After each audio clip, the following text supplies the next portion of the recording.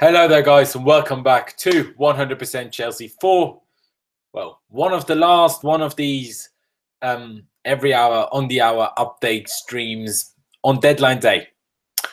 And I'm not feeling all too positive anymore, if I'm being completely honest. Brandon's Instagram live stream kind of made me angry and depressed like he was, to be honest. There's a lot of things to run you through right now. And basically, none of them are positive. First thing, a picture of Fernando Llorente in a Spurs kit came out. So he's basically officially a Spurs player now. However the fuck we failed to get him, I will never know. He worked with Conte before. They have a great relationship. He wanted to join Chelsea. Oh yeah, a board didn't bid enough money. And then when they actually just matched Spurs bid, we didn't bid more than them. Nah. I mean, why would we? Because we're already a few hours late. No. We're a few hours late, but we only bid just as much as Spurs. Okay? Failed. Ross Barkley, a player that I didn't want personally, but he reportedly turned down a move to Chelsea. First, Oxlade-Chamberlain turns us down, and now Ross Barkley turns us down. Like, what the actual fuck are we doing? Ross Barkley turns us down. The guy who's been the exact same player for the last 3 years. I mean, obviously, you have to take into consideration that Ox turned us down because he wanted to play midfield and he isn't good enough to get into our midfield lineup. And Ross Barkley isn't good enough to be a centre mid full stop or to play where Hazard and Pedro and Willian and even Mousonda, preferably above Barkley, would play. So it's not just they're turning Chelsea down, they're turning down not playing and not playing where they want to play. But still, it's just ridiculous. Sapa Acosta guy, Davide Sapa Acosta, how many hours ago? 5 hours ago now, agreed a deal with, apparently. Still hasn't been confirmed. He's already been flying out to London about 7.5 hours now. Don't know, maybe he's injured again. Maybe like Bakayoko. Bakayoko, nobody knew at the beginning he was going to be injured and take 6 weeks to be back. Maybe he's injured as well. Maybe he can't do his medical at the moment. Who knows? I don't know. And the next thing, first, I heard that we're still waiting on Leicester to sign a replacement for Drinkwater before we can get him. Turns out they're actually waiting for us if we actually do sign Drinkwater from them, and only then they will sign a replacement. Probably because they're worried they'll otherwise sign a replacement for nothing, because our board would again be simply not capable of sorting personal terms with a player, and then he'd turn us down. So not even Leicester signing their replacement for Drinkwater because they're not 100% sure whether we will actually sign him. I mean, that fills me with a lot of, hope, doesn't it? When even Leicester aren't sure whether we will sign him.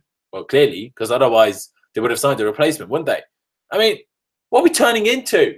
Like, not being able to get Oxlade-Chamberlain, not being able to get Barkley, and so many bigger players, Mendy, Walker, Danilo, so many others, Alexandro, although they had, different reasons. But like so many players that we couldn't get, it's like, what are we doing? At this rate, literally, our board will probably fail to sign a player from our own under-18s team. Like, there are players and they're probably too stupid to actually sign them. Like, how can you be so bad? What are you doing? Bruce Buck walks in, takes 48 minutes to sign a player. I mean, we still haven't confirmed him, but he took 48 minutes to actually get something done. What does Marina and Michael Emenalo, mainly Marina Graniskaya, I can't pronounce her name, never mind, do for 4 months? Yes, she signs 4 players. Yes, she signs Morato is a good player. Bakayoko is probably a good player, but was out injured for 6 weeks. Didn't help us against Burnley, did it? Rudiger, decent player. Caballero, well, we got him on a free from Man City. It's not that great a signing, is it? It's decent, but not that great.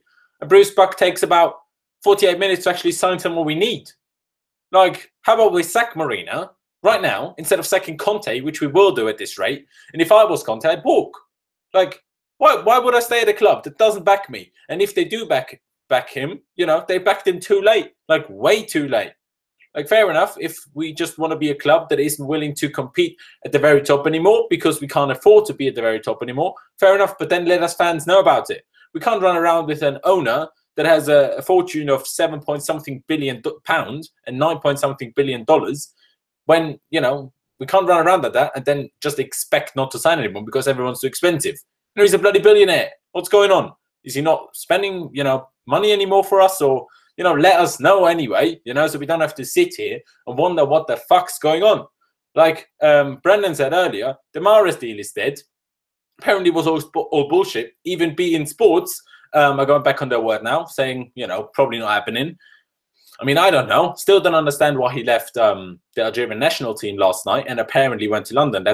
I've not seen it myself, but someone said it's been confirmed by Sky that he's in London. What is he doing in London then? Like, it doesn't make any sense. But before I, you know, leave you to Brandon and Louis to finish off the night, really, I have some more good news. Good news. Can you believe it? Eden Hazard started for Belgium tonight against Gibraltar. Not sure if I pronounced it right this time, but tried. Wasn't actually all too happy about him starting. Wasn't too sure about it. But he ended up scoring. He scored a 6-0. Yes, before halftime he scored 6-0. Belgium were even down to 10 men at the time when Witzer got sent off. I think the second half is playing as we speak. I think it's still 6-0. Might have changed because my phone's on flight mode while I'm streaming this. But yeah, I mean, I don't really have much else to say. I'm just very angry and... well, you know, I'm very angry and disappointed, and it's just like, it hurts, you know, it just hurts. We go through so much during the summer. I mean, I've read literally every transfer rumor out there since April. Every single one of them, I feel like. Obviously, most of them, 99.9% of them don't come off. For us, it's basically 100%. You know, it's just depressing. Like, how can we get rid of 8 first-team players and only bring 4 new ones in? I mean, how does that work? I don't get it. But yeah, I mean, that's it from me. Let's hope we can still sign Zappacosta, Drinkwater. Don't think anyone else will happen. Would be very surprised if anyone else got signed, but we'll have to wait and see. Check out all our social media links, which are down in the description below. Here's our Instagram and Twitter handle at 100% Chelsea. Also check out my Instagram and Twitter at Laos1507. I'd massively appreciate that if you did. Don't forget to subscribe if you haven't already. And if you have, tell your friends about it and help, you know, tell them to subscribe because we'd massively appreciate it. Thank you guys for watching. Up to Chelsea. And like I said, Louis and Brandon will do the last 2 every hour on the hour live streams on deadline day. And if we do sign anyone, which you know, I don't know whether we will or not, I will make individual videos about those players, you know, explaining who they are, what to do, and all of that kind of stuff. But yeah, thank you guys for watching. Up to Chelsea, and I'll see you next time.